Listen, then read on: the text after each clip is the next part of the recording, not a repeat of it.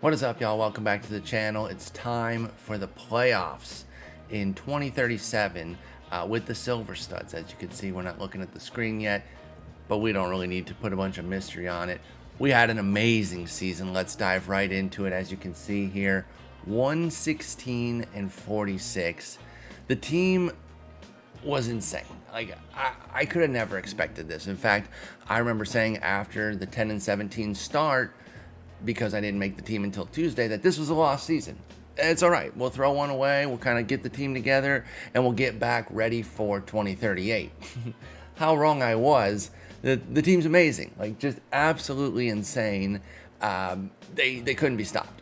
Truthfully, they just couldn't be stopped. I thought the 19-9 in May, or I guess it'd be 18... well, no, it's 19-9 in May, but the way there was like a game that carried over to the next month every time. So like we were 10-17 in April or the first day, and then we were I think we were 19-9 in June as well, or in May as well, because it carried over a game. Doesn't matter. You see the month by month there. Back-to-back 21-4 months, 21-6, 21-7. Throw on 3 more dubs in October. The win streaks just couldn't stop happening. Let's see if we can find all those. Let me go. Do we find them under achievements here? We had a 21-game win streak. That was the longest one. There were several others. Win streak of 14. I think there was another. Oh wow! That was back in April. I was like, we did actually have a bad losing streak. I think there were a couple other win streaks. I don't know exactly what the amount of coins that you get for certain ones, but I thought there was some other big win streaks. But the bottom line is the team was bananas. And we ended on a nice little 6-gamer. We ran away with the division. We're far and away the number 1 seed. Now listen, I haven't been in Rookie in a while. Maybe this is just too good of a team for Rookie being all silvers, but I didn't think it was going to steamroll like this. I was hoping it could be good. I was hoping we could maybe make some noise, having seeded an entire month to the league. We steamrolled it. And now we have an opportunity. Kirov could get MVP. Gallon could get Cy Young. We've got some opportunities here. Let's take a look at the squad. See how everybody finished up. Let's go no split there. We're on rookie level. We're on that. Okay. Roseboro just continued to dominate. Really started to overtake Rosar as far as playing time there, and the only reason it's even this close is because Rosar got a free month in April where he was on the team and playing because he was an original member of the squad, and then Roseboro we added in May the rest of the way, so he ends up with 4 war. Now Rosar, for his work, let's not shade him completely. 1.2 war despite an 84 WRC plus tells you how good his defense is, and that's the main reason that he still kept getting playing time, even as it was clear that Roseboro was a much better hitter. You can see here, he's getting into games as a defensive sub, but he's not really starting that much down the stretch there. Now, he did get a bit better, had a nice little September. That's good. Decent little August. We're fine with that. Bottom line is, I still like the strikeout to walk ratio here a lot, and a 251 BABIP is pretty unlucky. We're going to keep this combo as is right now. I don't really see any changes because I still love having an excellent defensive backup, and Roseboro is just insane hitting. Now, I don't think he's going to be a consistent 152 WRC plus, 52% better than league average. Basically, he's a player and a half. That's what that says there with a 152. He's 52% better than league average. I think I just repeated that. Bottom line is amazing. Joe Rudy, one of our big home run hitters, hit 26. He was second on the team. 110 ribbies, was also second on the team. Excellent year for him as kind of a traditional power guy. 132 WRC plus, 4 wins. We round. There is no real precision to be had between like 3.8 and 3.6, and even really 3.6 and 4.0. This is a half win here between Roseboro and Rudy. This starts to be like a little something there, but you really need like a win to start separating. Like if you just say these are both 4-win players, you get the general gist. I don't think there's any nuance that's really added by saying, well, he was 3.6 and he was 4.1. You're not really gaining anything there. Pete Rose was a late addition, and he held his own. He only played 56 games, but he had a 120 WRC plus, 1.2 WAR, doesn't strike out, takes a decent amount of walks, solid player, solid, and we're going to have him obviously for the playoffs.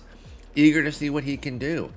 Curious if I might consider training him at one of these infield positions. It'd probably be first, though, and I just don't know that we're getting rid of Rudy. So probably just going to leave it as is right now. And then Sol White was who he took over for. And Sol White actually ended up finishing okay. He got on track, ended with a 103, 24 stolen bases, 24 for 34, though. 71%. Okay, so right there on that cusp, you want like a 72% success rate when you're talking about base stealing for it to be statistically sound. Otherwise, you're costing yourself runs overall. I think 72% is the cutoff that teams mostly look for. So 71, we'll give him a pass there. Not too bad. Brooks Robinson, just as steady as it comes. 127 WRC plus. The elite defense made him a 5-WAR player. Our third best guy on the team. Absolute monster. John Beckwith playing short. Was about a league average hitter. 2 WAR. Just a solid season. Nothing that's particularly special to write home about, but happy with what he did. Little light on the bases, though. 68% for him. You want to see better than that for sure. Especially with his speed. Now, this base running actually is down a bit, but the stealing and the speed, I'd like a little bit more success out of him. I see this one catching. Can he actually catch? No, not really. Okay. Just wasn't sure. I think that would be like a break glass in case of emergency situation. But this game doesn't have injuries, so there'd be no reason for like Roseboro and Rostar not to be available. Marcel ended up going to the bench, and he also kind of stabilized a bit. Oh, I wanted to look at Sol White's splits. I'll go do that in a moment. A big July really helped him out. Back down in August, back up in September and October. You combine those two. I mean, obviously, you're not counting that as like a month. But he ended up being fine. And we like that. Kind of a utility type guy. Did some decent things. Not bad to have off the bench going into the playoffs. And then Tim Raines was an in-season pickup as well. Primarily to play against lefties, which is where he excelled big time. You look at these splits, an 1125 OPS against lefties, 2 wins in just 30 games of work. That's incredible. Now, he just wasn't it against righties. I do wonder if maybe there's some hope if things could kind of smooth out with playing time. The power just isn't there, and you saw that's his big flaw, 321 slug. But I'm looking at a good strikeout to walk ratio, an excellent strikeout to walk ratio. Let me not understate it. Only a 300 BABIP. I mean, 300's fine. You can't really complain about that. You're not really banking on a guy to be well over 300. Bottom line is he works as is in the platoon role there. I know it's a short side platoon. I wish better for Tim Raines, but we don't need better from him. That's the beauty of where the team's set up. And now we enter the power zone, the elite outfield that we have here. Kane kind of fell back to the pack, but his defense still made him a 4-win player, and he was 27 for 30 on the bases. That's brilliant. Still an above-average hitter. I don't want to shade him too much. He had been tracking better, but kind of came back to the pack a little bit. I skipped over Tucker on purpose just to kind of go, bottom to top as far as these outfielders go. Yeah, he was off to an excellent start. You see, he was with the team in April as well, but he only played 8 games. Then he was good for our first month, and I'm like, okay, he's very good. And then he's just solid, kind of average to slightly below. Nothing to complain about when you're getting premium defense as well. We may look to upgrade down the line, but I think the way it stands right now, Kane's going to get a second season with us. Then you move over back to Tucker, and he was a 3-win player. He hit very well with a 123 WRC plus.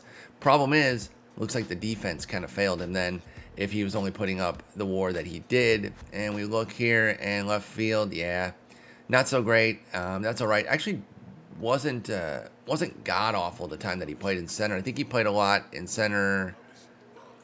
Wait, actually, he started every 4th game. Because I was putting in Raines. Yeah, we should change that. We don't really want that. We don't want that. I wish I'd have changed that a while ago. Let me submit that. And then we go to Kirov versus Rios. Rios, our next best player there. 5 WAR, our second best guy. This is so great. I love this. I got this card I raved about in MLB The Show. Alex Rios that I really liked, or Alexis Rios as it says here. And I got that card based on that nostalgia, and he couldn't have panned out better, y'all. I'm very happy with how things turned out with him. Little 69% stolen base rate. Normally you'd say that's nice, but it's not that nice. Let's be honest. I already called out where you got to be. You got to be 70 plus.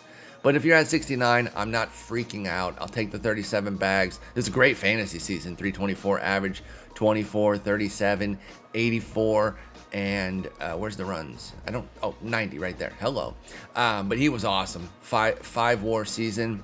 You cannot ask for much better. Rios definitely isn't going anywhere. I really wish, and I can't wait for this next year, I really wish they'd have gotten a full season, right? Because that's a whole nother 30 plus games. Or not 30 plus, I guess, what was 19 and, let's go back here for the 8 billionth time. 10 and 16. So, it's 27 potential games there that these guys could have gotten. Really could have padded some stats. And he was still 5 WAR. And then, our best player, Alex Freakin Kirov. This was a pleasant surprise. I did not expect him to be this good. 3,100, technically, 101 or 111 rather, but 3,100 when you say what a 3,100 player is. Even though we know RBIs are not like the greatest measure of somebody's talent, when you say 3,100, that connotes a certain level. If you say 3,100, 100, or if you say 300, 3,100, 100, now you're talking MVP caliber type player because he hit over 300, 30 homers, 100 plus runs and ribbies. He hit 352 with a near 400 OBP, 640 slug. Just devastating. 6-win season, 12 for 14 on the bases as well. You love to see that. That's going to be, an 86% rate? Fantastic. League leader. Boom, boom. Some of that's overlap, measuring things the same a little bit differently, measuring the same things a little bit differently. So he was just shy of the Triple Crown from the / Triple Crown, which is what I like to see. He was never going to be able to get the traditional Triple Crown because, again, he missed a month, but he almost got the Triple Crown / average OBP slug. And to me, that's more impressive than the batting average, homers, ribbies one. I'm just saying. Just a brilliant season from Kirov. Let's take a look at his splits. As our DH, he really turned it on against lefties to the point where I was originally kind of platooning him a bit and only mixing him in against lefties. Then after a while, I was like, oh no, you have to play all the time against lefties. He's losing every 5th game there to get Tucker in. How's Tucker against lefties? We're going to cancel that right now. He's not very good.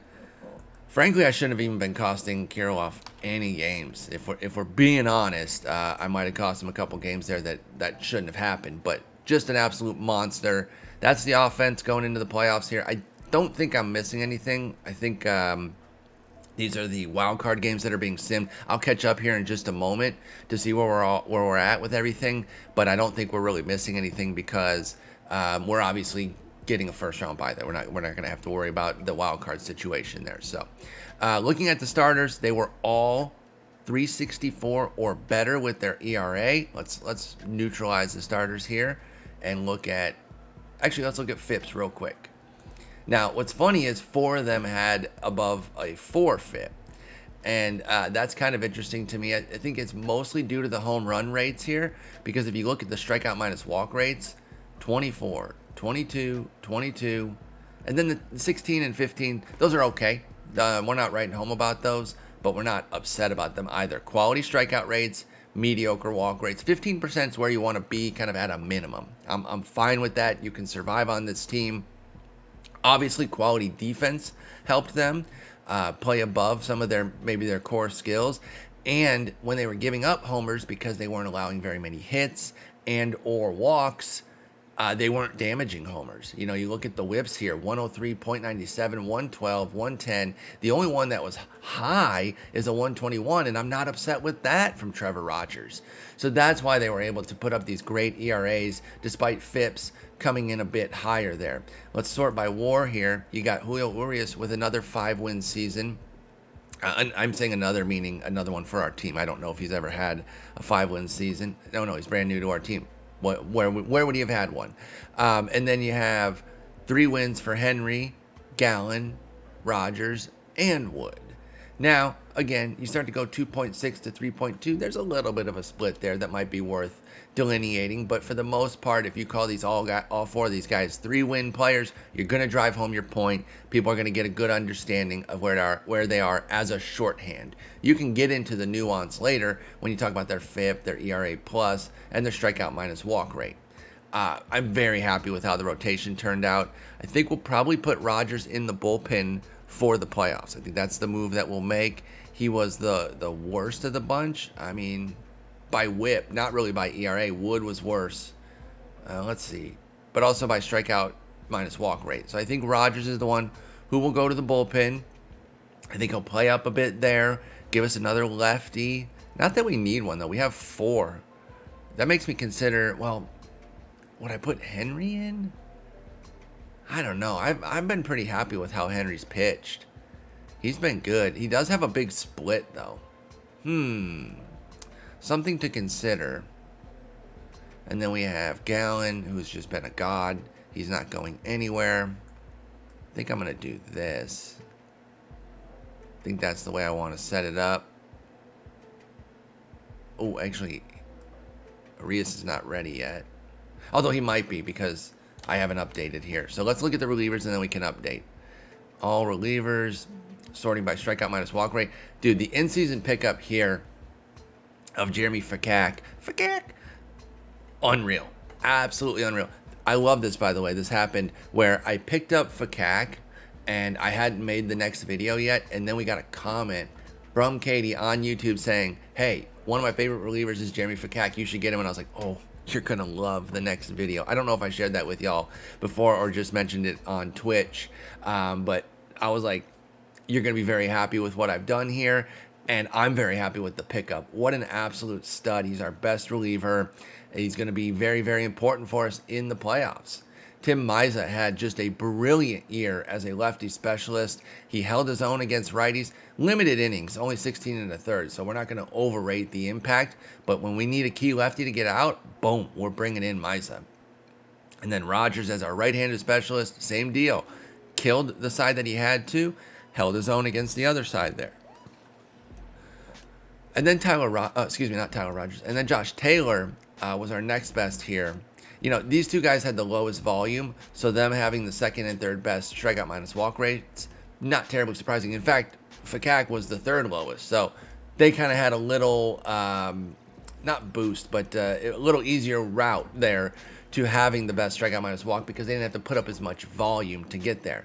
Josh Taylor at 22%, 21 for Tepera, 19 for Peralta, 15 for King, and 14 for Rogers. Rogers was a disappointment. Kevin Rogers disappointed. Now, I think he'll bounce back. I'm eager to see what he does in the follow-up season because I don't feel like he's this bad. I really don't. You know, the walk rate was a little high at 10%. Strikeouts at 24%. The BABIP wasn't bad. I don't understand why it was like, I mean, a 137 ERA plus, what am I complaining about? 320 ERA, but a 130 whip, worse against lefties, bizarre. I wouldn't be surprised if Rogers had a good playoff, though, to really kind of set himself up for the following year. You see this, I moved Tepera into the stopper role and Peralta into setup. Peralta was starting to get a little bumpy, so I decided to make that move. Let's see what happened there. It was right around this time here. I'm not sure the exact moment I did it. It wouldn't have been before August. It would have been probably early August. I don't know. Because obviously if I had seen this full month, I would have made a decision before that. But no, there was definitely a couple months there. And he really struggled down the stretch. So I don't know that we can like fully rely on him as much as we want. In fact, I don't want him to be in the closer's role. Kind of want him to move back there. I wonder if maybe Rogers now he has such a split. No. Now I'm going to keep these two guys as their primary specialists here. Double specialist. I think everything works there. John King continued to impress. He doesn't get it done with a huge strikeout to walk ratio because he doesn't miss many bats. But he doesn't walk anybody. He doesn't give up many hits. He does not allow homers, and that's what helped him to such an amazing season. Now, I think this is probably, he got all of Kevin Rogers's like good luck because I don't think he's quite this good. And you can see here that his FIP's 289 versus a 131 ERA. Now, a 289 FIP is still brilliant, so I'm not here to shade John King. I just want to say that going forward, my expectations will not be that he can necessarily repeat this or even repeat the FIP, like to where that's his ERA. I would still put him as more of like a mid-threes type of guy, which we're okay with, but I just want to level set expectations as we go into next year. Our only home run issue in the bullpen was Tepera, and that's why he has a 432 FIP. Our only FIP over 4, and one of only 3 that went over 2.89. Wow, that's so good. Let's see, Tepera, he has mediocre movement, so it's understandable. But the thing of it is with relievers, if he has like a couple multi-homer games, that's going to stick with him all year. Let's see if there was any of that. 1-1. No, it looked like just a bunch of little ones, but it wasn't even that many. That's the craziness with relievers, is it doesn't have to be that bad. Like 9 homers, it's not good. Like a 1-4 homer 9, that's not great. But like let's just say he allowed 2 fewer. Just like not that different. Just 2 fewer. He's at 1.06 or 1.1 is what it would show here. Like that's a big difference. That's just 2 fewer. Two being blown back by the wind or something, or even if you say 3 fewer and it's 0.9. I'm not going to keep going, but you get the point of like how slight the margins are with a reliever and their homer per 9. Meaning, bottom line is, I'm not worried. He's not leaving the stoppers role. He's not leaving high leverage. I still trust him, even with this home run issue. I don't think it's going to be a persistent issue. Now, famous last words in the playoffs, if he gets bombed out with homers, then I'll eat it. I do see here that down the stretch, he was giving up more homers after a great July there, a homer-free July, a run-free July, and then he got a little bumpy there, so we'll see. But I'm sticking with it. I'm putting faith in our guy here. I want to see something real quick, though. Let's go to split, time frame, September, sort by innings, Tepera. All right, you know what I am going to do? I'm going to go double stopper here. I want him in the most important situations as well. I want Fakak right there when the game's on the line. I might go 8th or later. Nah, we'll go 7th or later. He can come in then, because if those roles, if it's giving Tepera that many more innings, then I need Fakak in that same role because I want him getting those innings. I really do. He's our best guy. We need him when it counts the most. And Peralta was in the stoppers role in August for the most part. That's why he got the most innings there. So, yeah, I'm going to have him there. I wonder, should I take out Tepera from the stopper, but still, you know what? I'll do that. You know what? I'm gonna react to the home run rate. I said I wouldn't. I said I'm not that worried about it. I got to get Fakak in the most important spot, and then we got to have Tepera's still going to be in a very important role. Don't get me wrong.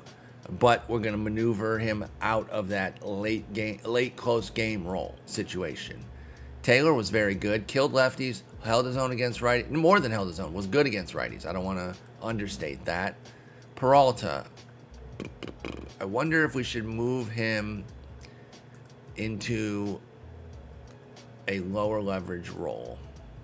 I mean, I got 6th or later, so he's kind of in that middle area. I think that's fine. I'm going to trust a little bit here. He can miss bats. He doesn't have a home run issue. Walks are his problem. But even a 9%, that's not even bad. Like, I don't have a huge problem with that. I'm going to trust. All right, let's see where everything is. By the way, let's just take a look there. If you guys wanted to get a quick look at the little standings there. We looked at Bob Bescher earlier in the season. I think I did that on a video, and how he was running like a madman. He ended up getting to 84 steals, led the league, and beat himself from last year by 2. Insane. Home run leader was John Wilson at 44. you better believe that when we do an all-gold team, John Wilson will be on it. I already have the card. I mean, not with this account. I have it on my other account, actually. And then this Bunk Congleton was utterly bananas. I don't know who this is, but what a great season he had. He's the one who led an OBP. He kept Kirov from the triple crown. Oh, well. Best hitting streak was Freddie Perrin at 28, and Tim Anderson tied him. Oh, yeah, 44 homers there, 72 steals, Dave Roberts. We had two guys. Okay, wins are not an end-all, be-all. I know that. But to have two guys there when they missed an entire month is freaking bananas. That's because we were insane from the time we took over and put the new guys in. Shane Bieber had a big month. Ali Perez leading in saves. I think this is live series, yeah. And a lefty at that. And he has a heavy platoon.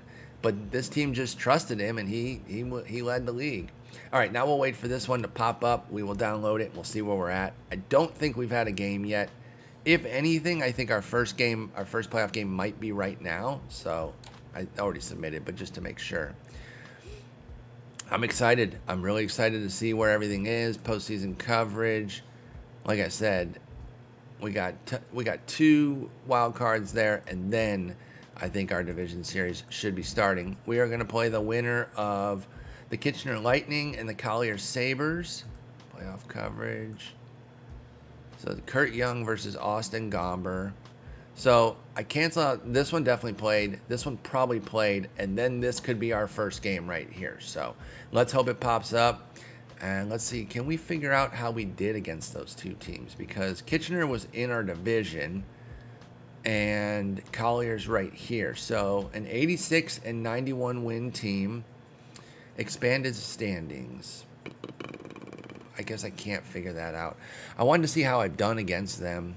Is that available over here? By the way, I'm trying to find this, but if I can't, like, and the new sim comes up, I'm piecing out on it right away. I'm piecing out on this idea right away and grabbing the sim. So just like, we'll just go back a little bit here. We see we were 2-3 against Kitch there, 2-3 there, 2 of 3, I should say. So 4-2 in September against them. Another 2 out of 3. So we're 6-3. That's pretty excellent. Did we face them in July? We did. We took 3 out of 4, so that's 9-4, I believe. Somebody will correct me on my math if I'm dead wrong, but 9-4. We did not play them this month. 9-4. And, oh, we lost 3 to them there. So 9-4 to 9-7. Doesn't matter. Let's see what we got. We might have had our first game here. Let's see.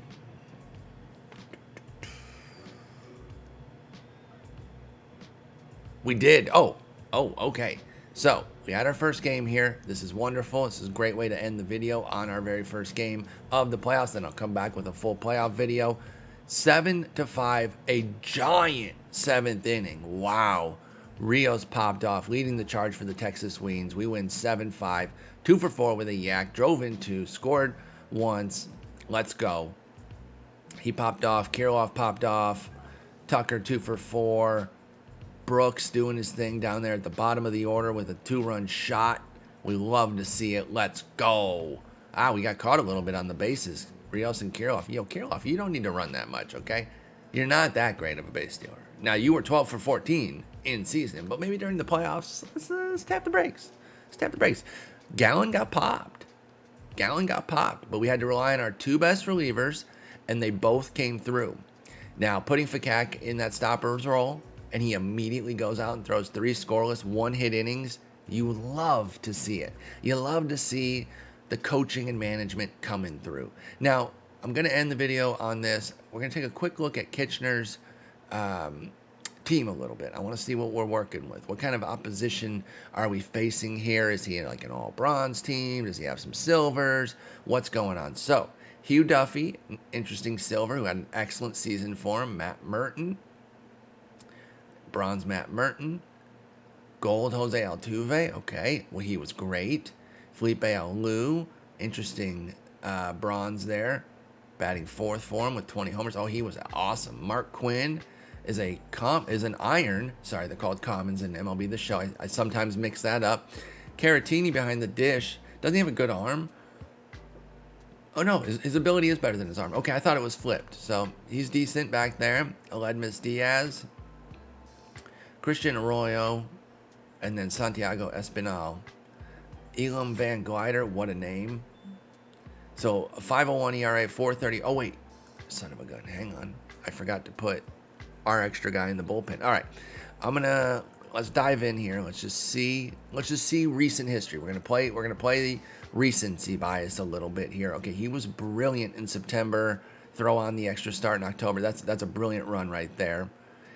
460 in August, but a 112 whip tells me not to worry. Let's see. Rogers, you'd have to do pretty well recently to hold the spot. Otherwise, you're going to the pen. And he did not. 145. I mean, he threw 6 strong to finish the year. He went out on a high note, but he's going to the bullpen. So we're going to go yoink. He is rested. Just making sure everyone's rested. 4-man. We'll put him in the middle relief situation there. He dominates lefties. He's good enough against righties. I'm going to put him secondarily as a setup. I wouldn't mind if he got in that. And frankly, I'm going to put I want to put one of these guys as used more often along with Tepera. I'm just deciding who right now. I think I'm going to reward John King's excellent season. I'm going to do that. I think that's how we're going to roll with it right now, folks. So there we are. We are 1 game into the playoffs. We are up 1-0. I will obviously have another video covering the rest of the playoffs. Here's hoping we don't Seattle Mariners this and choke on the heels of a brilliant 116-win season. You wonder what it could have been if we had played April as well, but my poor planning prevented that. But that's where we are. I'm very excited. We got Kurt Young against Julio Urias, Cole Henry against Chris Haney, Armando Galarraga against Alex Wood. I said those in reverse order. Oh, I was going to say Galarraga for the Tigers. He better be. And then Tyler Anderson back against Zach Gallen. Here we go. Thank y'all so much for watching. I can't wait to see what this team does in the playoffs.